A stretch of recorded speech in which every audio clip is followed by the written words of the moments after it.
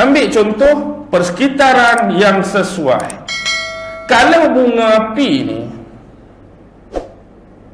dah cucuh dah? Dah cucuh ustaz. Nyala tak? Tak nyala. Dah cucuh? Meletup? Tak meletup. Pasal apa tak meletup? Mana tengok hang cucuh? Rupanya hang cucuh dalam ayat. Orang nak bagi cucuh bunga api atas darat, tempat kering, hampir terjun dalam kolam, duk cih-cih dalam ayat. Hampir terjun dalam kolam, bagi rendam, bagi basah dulu ni, duk dalam ayat, duk cucuh. Jadi ke tak bang? Jadi ke tak? Persekitaran dah tak sesuai. Fail. Hak patut cucuh tempat kering atas darat, hampir cucuh dalam ayat, tak akan meletup bunga api. Okey, kali ni kali kedua ustaz, minta maaf, kita tukar. Atas darat dah kali ni. Dia pun cucuh atas darat lah. Tak meletup ni pasal apa? Tak tahulah ustaz kaedah dan pengendalian yang betul.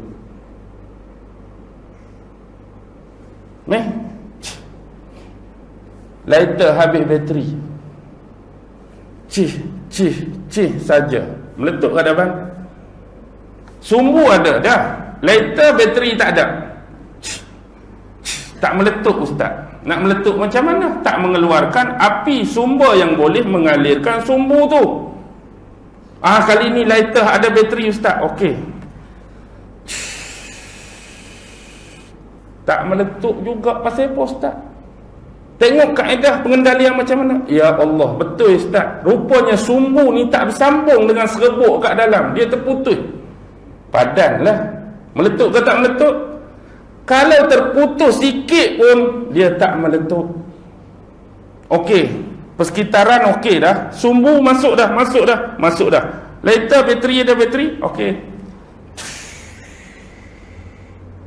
Pasal apa tak meletup juga ni ustaz? Banyak kali dah kita ni. Ramuan mesti tepat.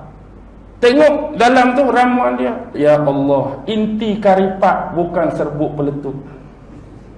Luar tu kotak mercun, dalam inti karipat ramuan tak kena. Meletup ke tak meletup? Tak akan meletup. Jadi kalau tiga mekanisme tadi pun dah fail salah satu, tak akan terjadi. Apatah lagi kalau yang sempurna tak ada orang pelaku dia, lagilah tak jadi. Dan bagaimana untuk kita menerima teori Big Bang yang cukup besar, dengan ramuan yang paling tepat, dengan kaedah dan pengendalian yang paling betul, dan persekitaran masa dan waktu sesuai dengan ketetapan Allah, tak ada dia pelaku. Pelaku mesti ada. Dan bila anda kata ini sebagai teori, dia harus mampu dibuktikan kembali dalam makmal atau lab. Bila kita minta pembuktian kali kedua, dia kata kita memerlukan aset dan akses yang besar. Kalau kita nak buat hak kecil ni mudah. Ni aset dan akses kita nak cari mana? Sumber-sumber hak jadikan letupan tadi. Kalaulah sekecil ni pun tak akan pernah terjadi secara kebetulan, apatah lagi sesuatu yang lebih besar tak akan terjadi secara kebetulan. Jadi di sini kita guna kaedah apa? Bermain dengan isu kosmologi. Antara kaedah lain yang boleh diguna, isu botani. Tahu apa dia botani? Ilmu botani ni ilmu tentang apa? Tentang tumbuh-tumbuhan. Ni meja. Kalau kita tengok kat meja ni, kita tak akan pernah menganggap bahawa meja ni terjadi dengan meja ni terjadi dengan sendiri. Siapa pengurusi surau ni, masjid ni? Meja ni jadi dengan sendiri ke? Tanya siapa pun, meja ni tak terjadi dengan diri sendiri. Kebetulan ustaz tak tahu cerita. Belakang masjid kita ni ada pokok besar ustaz. Waktu kami duduk semayang subuh, tiba-tiba bunyi macam chainsaw punya bunyi ustaz.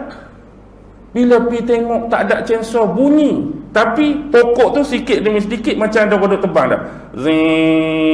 Gedegang terbalik ustaz. Kebetulan. Lepas tu bunyi pah. Orang duk cantai, duk pangkah dahan, duk pangkah rating macam bunyi kapak ustaz. Kebetulannya. Lepas tu apa jadi? tinggallah batang besar tu. Bunyi pula kali kedua chainsaw tu, zing, duk belah pokok ustaz.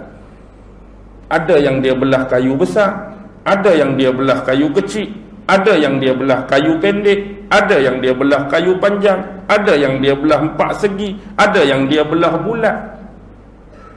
Kebetulan tiba-tiba bunyi ketung ketang duk memaku. Lepas tu bunyi serik duk sekeru. Tiba-tiba galik sikit ustaz, tinggal tunggu tu ada dah benda ni. Siap macam ni dah ustaz. Kebetulan sungguhlah. Sebelum ustaz mai memang tak ada meja untuk pengkuliah. Nasib ustaz pagi yang berbahagia lagi mulia ni, hak terjadi kebetulan tu lah kami letak ni. Tak ada orang buat pun sunat ustaz. Boleh percaya tak? Boleh percaya atau tidak saya tanya. Tak ada siapa nak percaya.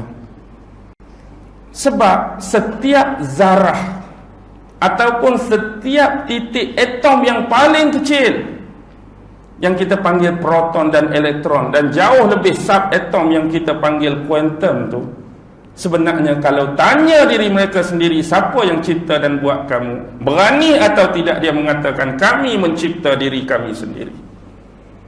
Hatta sekecil zarah, atom, subatom, tahap kuantum pun mereka dicipta, bukannya mencipta. Apatah lagi meja yang sebesar ini, pokok kayu tadi, dia memerlukan mekanisme pelaku untuk ditebang, mekanisme pelaku untuk dicantas dahan dan juga ranting, memerlukan mekanisme pelaku untuk belah kayu ni, membentuk kayu ni, paku kayu ni, skru kayu ni, bentuk kayu ni sampai jadi meja. Apatah lagi perkara lebih besar daripada meja, nak buat kereta. Keluar besi sendiri ustaz. Saya duduk berjalan, keluar besi sendiri, kerek, lebih kurang macam transformer lah jalan dia. Tiba-tiba jadi kereta. Siapa nak percaya? Kereta dibuat, kapal dibuat, tu dibuat, hani dibuat, semua dibuat. Ada pelaku dia. Bahkan lebih jauh sebelum kehadiran pokok sebesar ini, sebelum tunah dia masih kecil pun perlu pelbagai sumber untuk menghasilkan dan menciptakan dia. Bayangkan pokok hak kecil nak jadi besar, perlukan sumber air untuk hidup. Air pun kebetulan ke? Perlukan suhu dan persekitaran yang sesuai. Suhu dan persekitaran kebetulan ke? Perlukan cahaya matahari untuk fotosintesis. Fotosintesis kebetulan ke? Tak ada kebetulan. Ini adalah ketetapan dan ketentuan takdir daripada Allah terhadap semua makhluk-makhluk dah. Masing-masing telah direzekikan, masing-masing telah ditentukan mengikut kadar-kadar yang ditetapkan. Jadi nak nafi lagi, kalau kita mampu mencipta, cuba buat seorang lagi. Dah kalau kita berani tak? Hak bulu roma selai pun tak mampu, apatah lagi nak suruh kita buat seorang lagi macam kita. Agak-agak abang mampu tak? Saya dah 13 orang dah, saya buat macam saya. Oh, hebatnya. Tak ada. Tak mampu. Maksudnya kamu kena yakin, kamu kena percaya, kamu kena beriman bahawa kita ada Tuhan, kita ada pencipta yang mencipta segalanya. Tak payahlah nak nafi. Kita ambil ilmu lain yang dipanggil ilmu zoologi. Zoologi ilmu yang membicarakan tentang haiwan, binatang-binatang. Yang selalu ini mereka akan gunakan teori Darwin, Charles Darwin. Teori apa? Evolusi. Evolusi hak kita selalu kenal Mitsubishi Lancer je. Evo tu, ni evolusi lain. Teori evolusi ni dengan bahasa orang kampung mudah yang mengatakan asal usul manusia ni daripada apa? Daripada beruk. Kalau tanya pada anda pun anda nak mengaku tak datuk nenek keturunan moyang anda dulu adalah seekor beruk? Kita tak akan pernah mengaku, kecuali depa hak mempertahankan teori evolusi ni nak mengaku. Kita tetap dengan teguh mengatakan kita adalah cucu dan cicit daripada keturunan Adam dan Hawa, manusia dan khalifah pertama yang pernah dicipta oleh Allah Subhanahu wa ta'ala. Sebagai contoh teori evolution, beruk ini berevolusi dari setiap zaman, dan akhirnya jadi manusia yang komplit dan sempurna pada hari ini.